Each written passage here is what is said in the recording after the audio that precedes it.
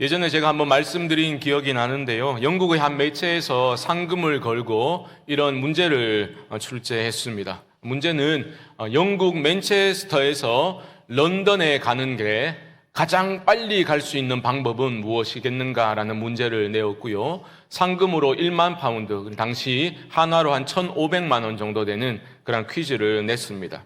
많은 사람들이 응모를 했고요. 차로 가야 된다, 기차로 가야 된다, 비행기로 가야 된다, 수많은 교통수단들과 또한 교통 혼잡도를 분석하고 지름길을 계산하고 그래서 사람들이 답변을 제출을 했습니다. 그런데 매체가 선정한 정답이 무엇인지 여러분 아십니까?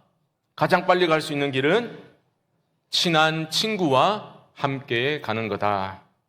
어떻습니까?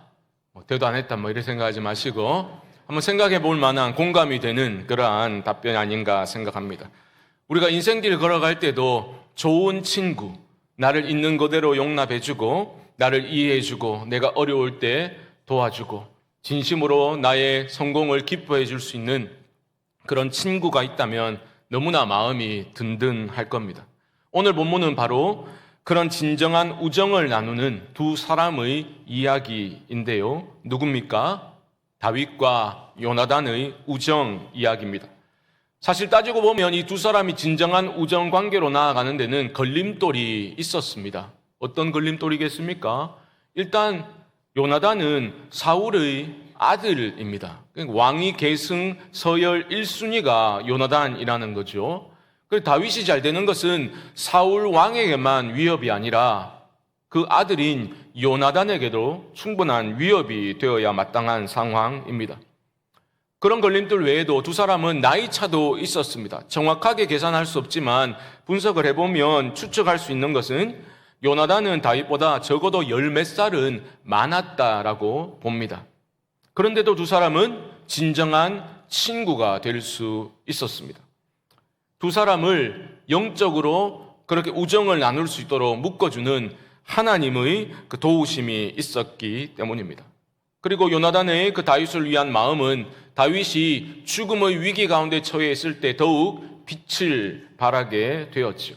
오늘 본문은 이 점을 우리에게 분명히 보여주고 있는 겁니다. 라마 나윗에서 도망을 친 다윗은 요나단을 찾아가서 이렇게 질문을 하는 것으로 오늘 본문은 시작하고 있는데요. 1절 중반절을 보시면 내가 무엇을 하였으며 내 죄악이 무엇이며 네 아버지 앞에서 내 죄가 무엇이기에 그가 내 생명을 찾느냐.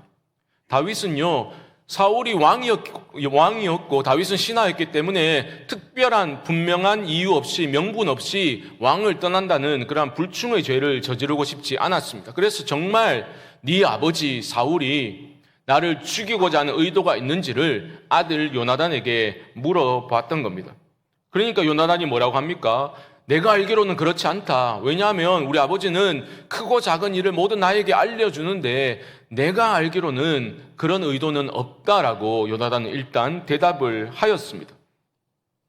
하지만 다윗은 생각이 달랐습니다. 3절 말씀을 보면 이렇게 말하지요. 내가 네게 은혜 받은 줄을 내 아버지께서 밝히 알고 스스로 이르기를 요나단이 슬퍼할까 두려운즉 그에게 알리지 아니하리라 함이니라. 이게 다윗의 생각이었습니다. 그러니까 다윗을 향한 요나단의 마음이 어떠한 줄을 사울이 너무 잘 알고 있었기 때문에 알려주지 않았다라는 것이 다윗의 생각이고 그게 사실이었습니다. 그러면서 요나단을 향해서 지금 자신은 너무 극심한 고통 가운데 있고 죽을 것 같다라고 그 고통을 토해놓고 있는데요. 3절 하반절을 보시면 진실로 여호와의 살아계심과 내 생명을 두고 맹세하노니 나와 죽음의 사이는 한 걸음뿐이니라. 나와 죽음 사이는 한 걸음이다. 내가 곧 죽게 생겼다라고 자신의 어려움을 친구에게 털어놓고 있습니다. 어떻습니까? 내가 이렇게 극심한 고통 중에 있을 때 나의 어려움을, 내 아픈 마음을 털어놓을 친구가 있다는 거 감사한 일 아니겠습니까? 사람을 믿고 의지하면 되나? 하나님만 바라봐야지. 물론 맞는 말이지만 다윗이 하나님만 바라보고 의지하였을 때에 하나님께서 선물처럼 주신 친구가 누구라는 겁니까? 요나단이라는 친구였다는 거죠. 여러분, 우리는 이 땅을 살아가면서 인간관계를 초월해서 하늘에 둥둥 떠다니는 그러한 삶을 살아갈 수 없지 않습니까? 우리는 사람들의 치이며 살면서도 사람의 목말라 하지요. 진실한 만남, 어떤 진정한 우정, 이런 것들을 우리는 갈망하며 살아가고 있지 않습니까? 그런 것은 여러분 잘못된 마음이 아닙니다. 오히려 더 위험하고 어리석은 태도는 뭐냐? 오히려 냉소적으로 반응하면서 내 마음 문에 빗장을 걸어놓고 형식적으로만 사람들을 대하는 게 더 어리석고 위험한 생각, 태도이겠죠. 특별히 교회 공동체 안에서 우리의 관계는 너무 쉽게 단정 지어서는 안 될 겁니다. 우리가 살아가면서 상처를 받을 때도 있고 줄 때도 있죠. 실망을 하게 되고 실망을 줄 때도 있습니다. 하지만 그런 어려운 일들이 빈번히 발생하더라도 특별히 교회 안에서는 포기하면 안 되는 겁니다. 저는 우리 성광교회 성도님들이 성령 안에서 진정한 신뢰의 관계를 형성하고 영적인 우정을 나누는 일에 포기하지 아니하고 함께 그런 공동체를 세워나갈 수 있게 되기를 주님의 이름으로 축복합니다. 내가 곧 죽게 생겼으니 네 아버지 사울의 의중을 내가 분명히 확인해야 되겠다. 그 요청에 요나단은 승낙을 합니다. 그리고 두 사람은 계획을 세우게 되는데요. 이런 겁니다. 내일이 초하루예요. 그러면 첫날은 왕이 가족들과 함께 식사 자리를 마련하게 됩니다. 다윗이 내가 베들레헴에 있는 제사에 참석하기 위해서 부득불 그 자리에 가지 못하게 되었다. 요나단에게 그럼 내가 못 가게 되었다라고 승낙해 달라라고 요청을 했을 때 요나단이 승낙해 주었다라는 거죠. 그래서 다윗이 가지 않게 되면 사울이 나타나지 않은 그 다윗 때문에 엄청 화를 내면 다윗을 죽이려는 분노의 마음이 있다라는 것이고 별것 아닌 것처럼 괜찮다라고 반응을 하면 죽일 의도가 없는 것으로 그렇게 파악하면 되지 않겠냐라고 두 사람이 계획을 세운 겁니다. 그런데 다윗은 그의 생각에 반드시 사울이 화를 낼 것 같았습니다. 그러니까 내 아버지가 화를 내게 되면 어떻게 나에게 알려줄 거냐, 그 문제까지 논의하게 되는 거죠. 그러자 요나단이 다윗을 이끌고 들로 나가게 됩니다. 거기서 맹세를 하는데요. 13절 말씀 다시 보시면 13절. 그러나 만일 내 아버지께서 너를 해치려 하는데도 내가 이 일을 내게 알려주어 너를 보내어 평안히 가게 하지 아니하면 여호와께서 나 요나단에게 벌을 내리시고 또 내리시기를 원하노라. 지금 요나단은 내가 너를 평안히 가도록 내가 도와주지 않는다면, 네 편에 서지 않는다면 내게 저주가 임할 것이다 라고 맹세를 하고 있습니다. 여러분, 이게 오늘 말씀의 중요한 포인트예요. 요나단은 도대체 왜 이런 맹세를 하고 있는 겁니까? 맹목적인 우정, 그런 게 아니었다라는 겁니다. 또한 자신의 안위와 영달을 위해서 이런 맹세를 하고 있는 것도 아니었습니다. 하늘이 두 쪽 나도 내 친구는 내가 지킨다, 이런 게 아니었다는 거죠. 그럼 왜, 무슨 이유로 요나단은 자신의 모든 것을 희생할 각오로 다윗 편에 서게 되었는가? 결정적인 요인은 바로 이겁니다. 요나단이요, 하나님의 섭리를 분명히 보았기 때문입니다. 어떻게 할 수 있습니까? 지금 하나님이 다윗과 함께 하시고 다윗을 통해서 하나님이 역사를 이루어 가시는구나라는 것을 분명히 깨달았다라는 거죠. 어떻게 할 수 있는가? 13절 하반절 말씀 보시면 이렇게 말합니다. 여호와께서 내 아버지와 함께 하신 것 같이 너와 함께 하시기를 원하노니. 여기서 시제가 중요합니다. 우리말로는 잘 번역에는 조금 명확하지 않지만 나의 아버지 사울과 하나님이 함께 하셨다라는 것은 완료형으로 되어 있어요. 과거의 일이라는 겁니다. 끝난 일이라는 겁니다. 하지만 하나님께서 다윗과 함께 하신다라는 것은 미완료이죠. 지속적으로 이루어지고 있는 일을 나타내고 있는 겁니다. 그러니까 안타깝게도 나의 아버지와는 끝났다는 겁니다. 하나님의 영이 떠났고 그 은혜는 과거로 끝나버렸다라는 거죠. 너무나 안타까운 일이지만 아버지 사울에게서 하나님의 영은 떠났습니다. 하지만 강력히 다윗에게 임하셨고 지금도 함께 하시면서 하나님의 섭리를 이루어가고 있는 거죠. 요나단은 그 섭리를 분명히 보았다는 겁니다. 그리고 그 섭리를 거스르는 것이 아니라 섭리에 순응하는 길을 선택했던 겁니다. 여러분, 이것은 생각처럼 그리 쉬운 일은 아닙니다. 오스카 와일드는 이런 말을 했는데요. 들어보십시오.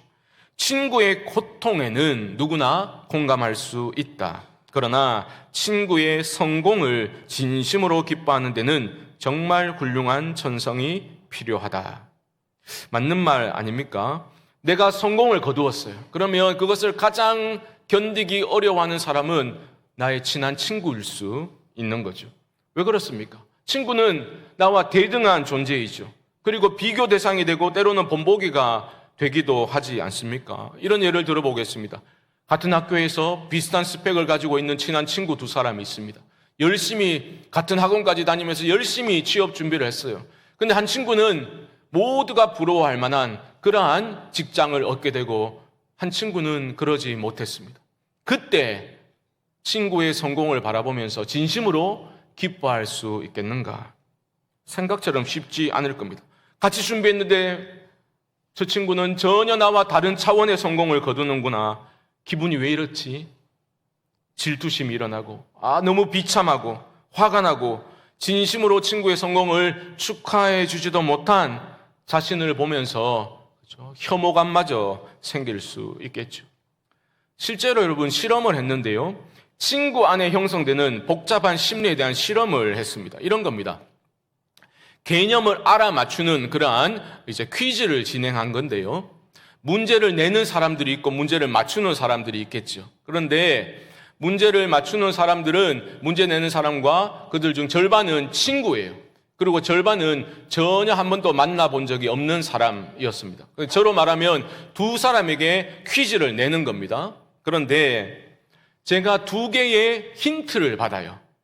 문제를 푸는데 필요한 힌트를 받는데 하나는 문제를 쉽게 풀 수 있도록 하는 좋은 힌트 하나 받고, 그 다음에 힌트는 맞지만 문제를 푸는데 어려움이 되는, 그러니까 좀 좋지 못한 힌트, 이렇게 두 가지를 받습니다. 그리고 실험을 진행하는데 문제를 출제하는 사람들의 절반의 사람에게는 이러한 정보를 줍니다. 무슨 정보냐 하면 이 퀴즈를 통해서 알아맞추는 사람의 정말 중요한 언어적인 능력을 측정하는 그러한 테스트입니다라고 출제자에게 알려준 겁니다. 출제자의 절반의 사람에게 그걸 알려준 거예요. 그리고 실험을 진행했는데 이런 결과가 나왔습니다. 이것을 단순한 게임으로 알고 문제를 낸 사람은 좋은 힌트를 누구에게 줬겠습니까? 친한 친구에게. 지금 무슨 말 하는지 모르겠다 이런 분들은 제가 다시 하기는 힘들고요. 잘 들어보십시오. 좋은 힌트를, 이게 단순한 게임이라고 생각한 사람들은 좋은 힌트를 친구에게 줬어요. 그리고 어려운 힌트를 처음 보는 사람에게 준 겁니다. 그런데 이 퀴즈를 통해서 맞추는 사람의 중요한 언어적인 능력, 이런 것들을 평가하는 것이다 라는 것을 알고 있는 출제자는 좋은 힌트를 누구에게 줬다는 겁니까? 친구가 아니라 처음 보는 낯선 사람에게 좋은 힌트를 줬다는 겁니다. 표정을 보니까 별론데 여러분 잘 보십시오. 그러니까 무슨 말 하는 거냐, 이 실험을 통해서 정말 친구가 진정으로 성공하는 것을 기뻐하지 못하고 경계하는 그러한 모습이 우리 안에 있다라는 것을 보여주고 있는 거죠. 친구가 나와는 전혀 다른 차원으로 성공하는 것을 그리 달가워하지 않는 마음이 우리 안에 있다라는 겁니다. 요나단과 다윗을 생각해 보십시오. 다윗이 고통받고 있는 것을 공감하고 그런 다윗을 도와주는 것은 오히려 쉬울 수 있습니다. 하지만 다윗이 자신을 제치고 자기 자리가 되어야 마땅할 그 왕의 자리에 오른다라는 것을 진심으로 기뻐한다라는 것은 불가능에 가까운 일 아닙니까? 그런데 요나단은 그런 다윗을 진심으로 축복하고 있습니다.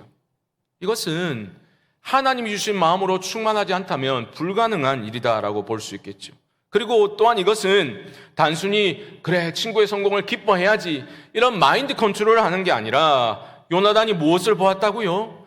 다윗을 통해서 하나님의 나라를 이루어 나가시는 하나님의 섭리를 분명히 보았기 때문에 그 섭리에 요나단은 순종하고 있다. 여러분 놓치시면 안 됩니다.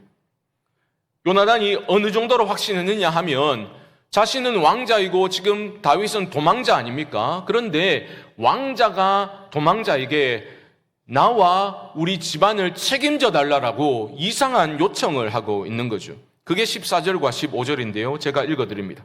너는 내가 사는 날 동안에 여호와의 인자하심을 내게 베풀어서 나를 죽지 않게 할 뿐 아니라 여호와께서 너 다윗의 대적들을 지면에서 다 끊어버리신 때에도 너는 내 인자함을 내 집에서 영원히 끊어버리지 말라 하고, 지금 이 부탁, 나도 살려주고 우리 집안도 좀 살려다오라는 부탁을 누가 누구에게 하고 있다고요? 도망자 다윗이 왕자 요나단에게 하고 있는 게 아니라 왕자가 도망자에게 이런 요청을 하고 있다라는 겁니다. 그만큼 요나단이 다윗과 함께 하시는 하나님, 그 하나님의 섭리에 대해서 확신했다라는 겁니다. 그래서 두 사람은 언약을 맺게 되는데요. 16절 보십시오. 이에 요나단이 다윗의 집과 언약하기를 여호와께서는 다윗의 대적들을 치실지어다 하니라. 이 언약을 체결하면서 아마 요나단의 마음이 찢어졌을 것 같아요. 왜냐하면 여호와께서 다윗의 대적들을 치실 것이다 라고 말할 때 그 대적들 안에는 누가 포함되겠습니까? 아버지 사울도 포함되는 거예요. 그러니까 얼마나 마음이 아팠겠습니까? 하지만 요나단은요, 자신의 권력욕과 명예욕과 심지어 혈육의 정까지도 모두 내려놓고 그 하나님의 섭리에 순응하겠다라는 결정을 하게 됩니다. 여러분, 자신의 욕심으로 인해서 하나님의 뜻을 어떻게 좀 뒤틀어 보려는 시도를 전혀 하지 않습니다. 왜냐하면 요나단은 하나님의 섭리는 그 누구도 그 무엇도 바꿀 수 없다라는 것을 너무나 잘 알고 있었던 겁니다. 여러분, 성도에게 있어 좋은 친구는 어떤 친구이겠습니까? 오늘 요나단의 모습을 통해서 우리는 확인하게 됩니다. 가장 좋은 친구는 하나님의 섭리를 믿고 자신의 모든 것을 내려놓고 오직 하나님의 그 뜻과 계획에 순종할 줄 아는 사람, 그런 친구가 성도에게 있어 가장 좋은 친구입니다. 요나단이 바로 그런 모습을 보여주었고요. 그것이 바로 그의 아버지 사울과의 결정적인 차이점이었습니다. 식사 자리에서 다윗이 나타나지 않자 예상대로 사울은 불같이 화를 내면서 그런 다윗을 변호하는 아들 요나단에게 저주의 말을 쏟아냅니다. 30절과 31절 말씀 보여주시면요, 이렇게 말하죠. 사울이 요나단에게 화를 내며 그에게 이르되 패역무도한 계집의 소생아, 네가 이새의 아들을 택한 것이 내 수치와 내 어머니의 벌거벗은 수치가 됨을 내가 어찌 알지 못하랴. 이새의 아들이 땅에 사는 동안은 너와 내 나라가 든든히 서지 못하리라. 그런즉 이제 사람을 보내어 그를 내게로 끌어오라. 그는 죽어야 할 자이니라 한지라. 아버지가 아들에게 입에 담지도 못할 욕설을 퍼부으면서 했던 말의 요지가 뭡니까?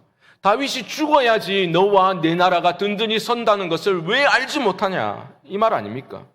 그러니까 지금 사울은 자신의 욕심을 위해서 하나님의 섭리를 거스르는 대표적인 인물로 서 있는 겁니다. 다윗과 요나단, 이들의 우정 이야기를 읽으면서 우리는 좋은 친구의 소중함에 대해서 생각해 보지 않을 수 없을 겁니다. 함석권 선생의 그대 그런 사람을 가졌는가라는 시가 있는데요, 일부를 소개해 드리겠습니다. 한번 보여주시죠. 이렇게 시작합니다. 말리길 나서는 길, 처자를 내맡기며 맘 놓고 갈 만한 사람, 그 사람을 그대는 가졌는가? 탔던 배 꺼지는 시간, 구명대 서로 사양하며 너만은 살아다오 할 그 사람을 그대는 가졌는가? 어떻습니까? 이런 시를 보게 되면 각박한 경쟁 사회를 살아가는 우리들은 그런 참된 우정 이상에 불과할 뿐이다, 그렇게 마음을 닫게 되는 경우가 대부분이지요. 괜히 마음 주었다가 다치지 말자고 냉소적으로 반응할 수도 있을 겁니다. 교회 안에서조차 불원 불근의 관계가 너무 멀리도 말고 너무 가까이도 말자, 불원 불근의 관계가 가장 현실적인 지혜로운 모습이라고 간주하는 경향이 팽배해져 있습니다.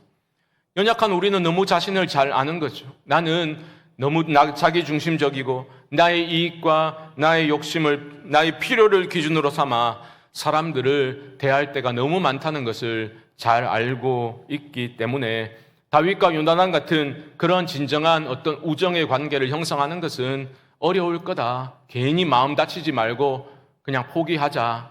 이렇게 단정할 수가 있습니다.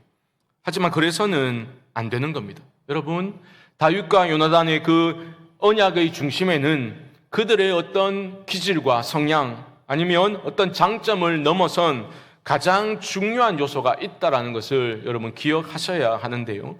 그것이 바로 무엇이냐? 하나님의 여호와의 헤세드입니다. 14절 말씀 다시 보시면요. 너는 내가 사는 날 동안에 여호와의 인자하심을 내게 베풀어서라고 말하죠. 여기서 여호와의 인자하심에서 인자하심으로 번역된 단어가 헤세드라는 단어인데요. 하나님의 언약적 사랑이라는 뜻입니다. 이것을 좀 더 풀어서 정의하면 이렇습니다. 들어보십시오. 약한 자가 곤궁에 처해 있을 때 강한 자가 그럴 의무가 없음에도 불구하고 자발적으로 보이는 언약적 충성과 사랑, 이것이 헤세드입니다. 약자가 있고 강자가 있어요. 강자는 그럴 필요가 없는데도 언약적 사랑으로 충성으로 보살펴 주는 것, 그것이 헤세드입니다. 바로 이 헤세드가 있었기 때문에 다윗이 살 수 있었던 거예요. 이 헤세드 언약적 사랑이 있었기 때문에 다윗과 요나단의 영적인 우정관계가 형성되고 유지될 수 있었다라는 겁니다. 우리는 어떤 말을 합니까? 야, 사람 보지 말고 하나님만 바라보고 의지해. 사람 보면 실족한데. 이런 말을 공공연히 합니다. 물론 다윗은 하나님만 바라보고 의지한 믿음의 사람이었지요. 하지만 하나님은 다윗을 위해 행동하실 때에 요나단을 통해서 일하셨다라는 겁니다. 요나단을 통해서 다윗을 위로하셨지요. 두 사람의 우정을 통해서 다윗을 다시 일으켜 세우셨습니다. 자신의 모든 것을 희생해서라도 다윗을 위해 행동했던 요나단을 통해서 사울의 괴계로부터 다윗을 지켜주셨다라는 겁니다. 사랑하는 성도 여러분, 이런 진정한 영적인 우정을 우리는 교회 공동체 안에서 만들어 나가야 할 것입니다. 지레 겁먹고 포기하면 안 되는 겁니다. 충분히 가능한 일입니다. 왜? 우리가 잘난 사람들이어서가 아니라 헤세드의 사랑이 우리를 묶어주고 있기 때문입니다. 여러분, 성도들에겐 여러분 중에 한 분도 빠짐없이 우리에게는 영원한 친구가 한 분 있습니다. 누굽니까? 바로 예수 그리스도이시지요. 헤세드라는 그 사랑과 헌신이 온전히 드러난 것이 바로 예수 그리스도의 십자가 아닙니까? 그럴 필요도 없으신 분이 우리가 연약할 때, 죄인 되었을 때에, 하나님과 원수 되었을 때에 우리를 위하여 자기 아들을 십자가에 내어주심으로 우리에 대한 자신의 사랑을 확증해 주셨지 않습니까? 우리는 배 꺼지는 시간 구명대를 내어주며 너만은 제발 살아다오 이렇게 말할 자신도 전혀 없는 사람들이지만 주님은 그런 희생적인 사랑을 이미 십자가에서 우리에게 보여주셨습니다. 친구도 아니고 하나님을 조롱하고 멸시하며 폐역의 길로 가던 원수들을 위해서 자신의 목숨을 주님은 내어주셨습니다. 제가 중고등부 시절에 즐겨 듣던 다윗과 요나단이라는 남성 찬양 듀오가 있습니다. 혹시 아시는 분 계실지 모르겠는데 1985년 극동방송 복음성가 경연대회에서 특별상을 받은 그들의 데뷔곡이 뭐냐 하면 친구의 고백이라는 곡입니다. 아름다웠던 지난 추억들, 사랑했었던 많은 친구들, 전부 다 팝송만 듣고 계셔가지고 이런 찬양이 있거든요. 이 후렴부의 가사는 이렇습니다. 수없이 많은 사람들 위해 당신이 바친 고귀한 희생, 영원히 당신과 함께 있고파 사랑의 십자가를 맞이하네. 친구의 고백이라는 곡입니다. 한번 가서 들어보시면 좋겠습니다. 여러분, 우리 성광교회 안에는 수십 년 동안 알고 지낸 친구들이 많이 있을 겁니다. 훗날 우리는 그 친구에게 어떤 고백을 할 수 있을까요? 이런 글을 읽으면서 제 가슴 한켠이 아려오는 것을 느꼈습니다. 우리는 부딪혔을 뿐 한 번도 만나본 적이 없다. 모두가 낯익은 얼굴들, 모르는 사람들이다. 수십 년 교회를 출입하면서 서로에게 부딪히면서도 한 번도 제대로 만나본 적은 없는 그런 관계로 남아있게 된다면 너무 슬플 것 같지 않습니까? 물론 선뜻 손 내밀지 못하도록 만드는 여러 가지 요인들이 있겠지요. 하지만 그것들 모두를 뛰어넘는 강력한 하나님의 언약적 사랑이 우리 안에 있음을 여러분 잊지 마시기 바랍니다. 사랑의 십자가를 맞이하네. 그 십자가의 사랑을 내가 경험할 때에 우리는 그 사랑으로 서로를 대하고 싶은 열망이 내 안에 일어나게 됨을 경험하게 될 것입니다. 요한일서 3장 16절 말씀 자막을 보여주시고요. 함께 한번 읽어봅시다. 시작. 그가 우리를 위하여 목숨을 버리셨으니 우리가 이로써 사랑을 알고 우리도 형제들을 위하여 목숨을 버리는 것이 마땅하니라. 아멘. 이런 구절은 그냥 빨리 지나가고 싶죠. 그렇죠? 하지만 그런 마음을 좀 내려놓고 이 말씀에 우리의 마음이 좀 오래 머물렀으면 좋겠습니다. 진정한 친구, 날 위해 목숨을 내어준 그 친구, 예수님의 그 사랑을 입은 사람들로서 우리도 그 사랑을 기억하며 그 사랑 때문에 서로를 사랑하는 자리로 나아갈 수 있으면 좋겠습니다. 이를 위해서는 십자가 그 사랑의 빛 아래에서 나의 삶을, 그리고 우리 주변에 있는 지체들의 삶을 바라보아야 하겠죠. 그리고 하나님의 뜻과 하나님의 계획을 제대로 분별하며 함께 그 믿음의 길을 걷는 사람들이 되어야 할 것입니다. 여러분 꼭 기억하십시오. 성경이 말하는 진정한 친구는 서로를 바라보면서 나에게 부족한 것을 어떻게 채움받을 수 있을까? 그런 것이 진정한 친구가 아니라 진정한 친구는 함께 나란히 서서 하나님을 바라보며 하나님의 뜻과 계획과 주권적 섭리를 온전히 믿음으로 받아들이면서 순종으로 함께 걸어가는 믿음의 사람들을 가리켜 성경은 친구라고 가르쳐주고 있는 겁니다.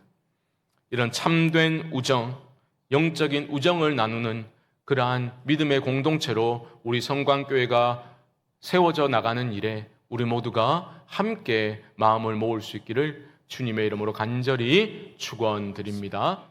지금은 우리 주 예수 그리스도의 크신 은혜와 하나님 아버지의 무한하신 사랑하심과 성령님의 감동 감화 위로 교통하심의 역사가 우리를 하나로 묶어주신 하나님의 언약적 사랑 햇새들을 기억하며 영원한 친구이신 예수 그리스도께서 보여주신 십자가 사랑으로 충만하여 참된 영적 우정을 나누기를 소망하며 오직 하나님의 주권적 섭리에 순종하며 살아가기를 결단하는 사랑하는 성도님들의 심령 가운데 지금부터 영원토록 함께 있을지어다. 아멘.